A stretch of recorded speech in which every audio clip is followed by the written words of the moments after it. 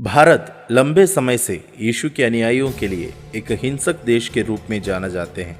यही कारण है कि पिछले 2 वर्षों से इसे वर्ल्ड वॉच लिस्ट के शीर्ष 10 में स्थान दिया गया है।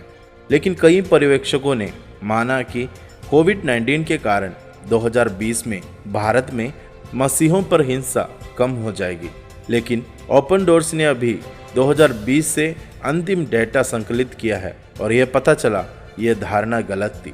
वास्तव में 2019 से भारत में हिंसा में वृद्धि हुई है। कोविड-19 द्वारा बनाए गए यात्रा प्रतिबंधों के कारण स्थानीय भागीदारों से प्राप्त रिपोर्ट की संख्या में कमी हुई, जबकि 2019 में स्थानीय भागीदारों को मसीहों को अपने विश्वास के लिए उत्पीड़न का सामना करने की 825 घटनाओं की रिपोर्ट मिली और 2020 में घटनाओं की कुल संख्या 698 थी। हालांकि कम रिपोर्ट प्राप्त होने के बावजूद 2020 में ओपन डोर्स के स्थानीय भागीदारों को रिपोर्ट की गई घटनाएं भारत में मसीहों के प्रति हिंसा में वृद्धि दर्शाती है।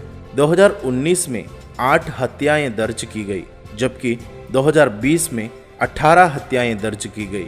2019 में 1674 ईसाइयों को शारीरिक रूप से प्रताड़ित किए जाने की सूचना मिली थी, जबकि 2020 में 1893 व्यक्तियों का सूचना दी थी और 2019 में मसीहों के घर या संपत्तियों को क्षतिग्रस्त करने की 51 रिपोर्ट की गई थी, जबकि 2020 में ऐसी 201 घटनाएं रिपोर्ट की थी।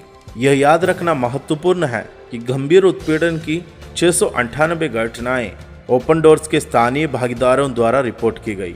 संभवतः भारत में 66 मिलियन मसीहों के खिलाफ समग्र उत्पीड़न और भेदभाव के एक छोटे से अंश का प्रतिनिधित्व करती है।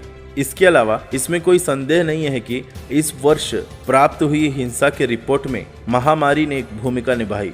हम जानते हैं कि रिपोर्ट्स किए गए आंकड़े केवल कुछ ही प्रतिशत है, ओपन डोर्स के प्रवक्ता कहते हैं। कई घटनाएं रिपोर्ट नहीं की जाती है। इसका एक प्रमुख कारण यह है कि दुख की बात है कि ग्रामीण क्षेत्रों में रहने वाले कई मसीह लोग सोचते हैं कि उत्पीड़न सामान्य है और वे इसके बारे में कुछ नहीं कर सकते। वे अपने अधिकारों को नहीं जानते हैं और इसके अलावा महामारी भी एक और कारण बनी है। भारत में मसीहों द्वारा सामना किए जा रहे हिंसक उत्पीड़न के कुछ कारणों को ओपन डोर्स द्वारा कमीशन और London school of economics and political science के शोधकर्ताओं द्वारा संचालित एक रिपोर्ट द्वारा समझाया गया।